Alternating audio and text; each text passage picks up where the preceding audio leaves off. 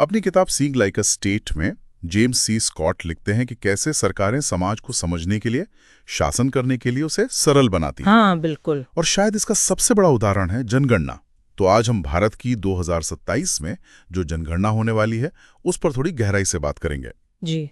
ये जनगणना 16 साल के लंबे अंतराल के बाद हो रही है, मतलब कोविड-19 पैंडेमिक और फिर जातिगत गिनती पर जो बहस चल रही थी, उसकी वजह से इसमें काफी देरी हुई। हाँ, काफी लंबा गैप हो गया है। और ये सिर्फ लोगों को गिनने की कवायद नहीं है ना? नहीं, बिल्कुल नहीं। ये समाज को ऐसे आंकड़ों में बदल देती है जिसका इस्तेमाल फिर शासन चलाने, नीतियां बनाने और हाँ, शायद नियंत्रण रखने में भी होता है। सही कहा। ये आने वाले दशकों में भारत का जो शासन का ढांचा है, उसको सक्रिय रूप से आकार देगी। तो चलिए इसके जो अलग-अलग पहलू हैं, उनको थोड़ा समझने की कोशिश करते हैं। जरूर। तो सबसे बड़ी और शायद सबसे ज्यादा चर्चित बात यह है कि 1921 के बाद पहली बार हाँ, जाति की गिनती। हाँ, इस जनगणना में पूरे देश में जाति पूछी जाएगी।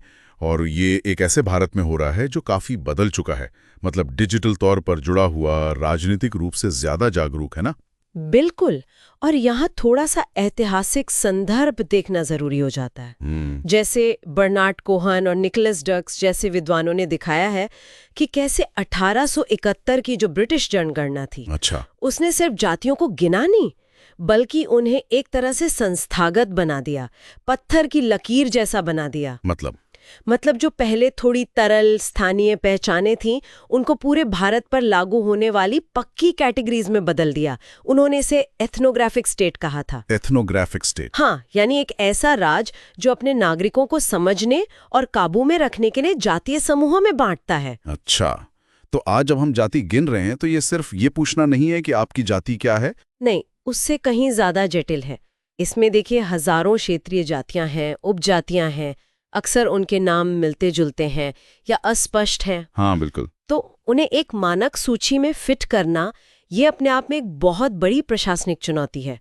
जरा सोचिए, नामों में जरा सा हेरफेर भी समुदायों के वर्गीकरण और फिर उनके अधिकारों पर असर डाल सकता है। सही बात है। और फिर इन स्व पहचानों को संवैधानिक श्रेणियों, मतलब SC, ST, OBC से मिलाना, ये एक और बड़ी पहेली है। और हाँ, नियत का सवाल भी उठता है।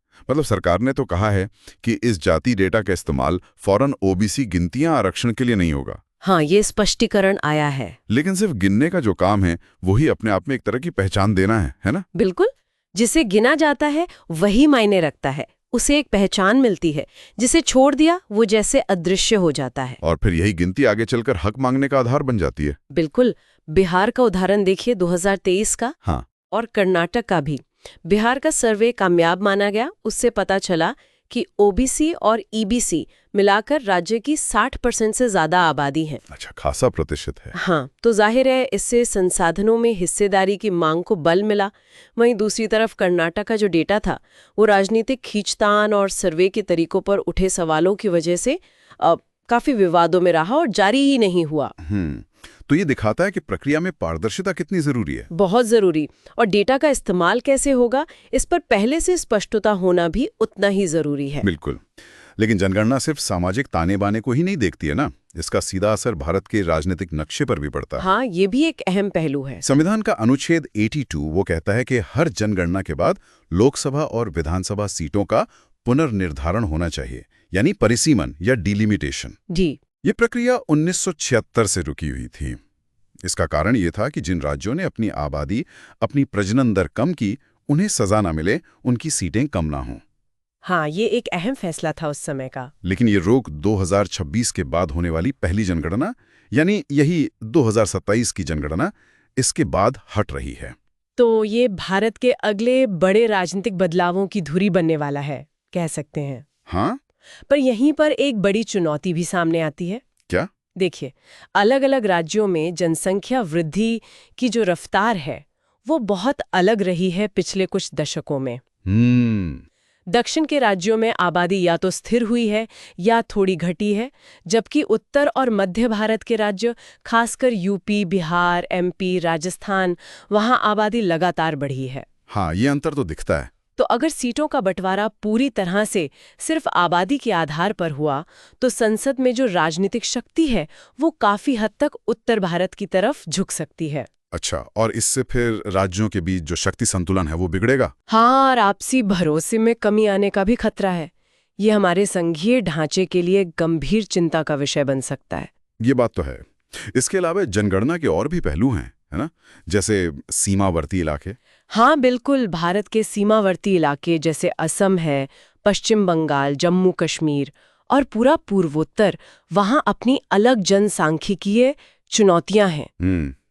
इन इलाकों में अंदरूनी और सीमा पार से लोगों की आवाजाही के काफी जटिल पैटर्न्स रहे हैं, और क्योंकि ताज़ा भरोसेमंद आंकड़े नहीं हैं हमारे पास इतने सालों से, सही बात है, तो अक्सर घुसपैठ, पहचान और अधिकारों को लेकर बिना किसी ठोस आधार के कहानियां, अफवाहें फैलती हैं। तो एक विश्वसनीय ताज़ा जनगणना यहाँ कुछ स्थिति सुधार सकती है। हाँ बिल्कुल, ये एक सुधार का काम कर सकती है, लेकिन इसे बहुत सावधानी से, सटीक तरीकों और समझदारी भरे संवाद के साथ करने की जरूरत होगी। क्योंकि यहाँ भी गिनती सिर्फ गिनती नहीं रह जाती, ये संप्रभुता, वैधता और कौन इस देश का नागरिक है, कौन नहीं, इन सवालों से जुड़ जाती है। सही कहा। और ये भी नहीं भूलना चाहिए कि जनगणना भारत के पूरे सांख्यिकी सिस्टम की रीढ़ है ना? बिल्कुल। आप देखिए, नेशनल सैंपल सर्वे है जो खपत और रोजगार मापता है। हाँ। सामाजिक, आर्थिक और जाति जनगणना है जो गरीबी वगैरह का आकलन करती है। नेशनल फैमिली हेल्थ सर्वे है जो स्वास्थ्य के आंकड़े देता है। जी। और राज्यों के अपने कई डेटाबेस हैं। ये सब कहीं ना कहीं जनगणना के आंकड़ों पर निर्भर करते हैं अपने सैंपलिंग फ्रेम के लिए, बेसलाइन के लिए।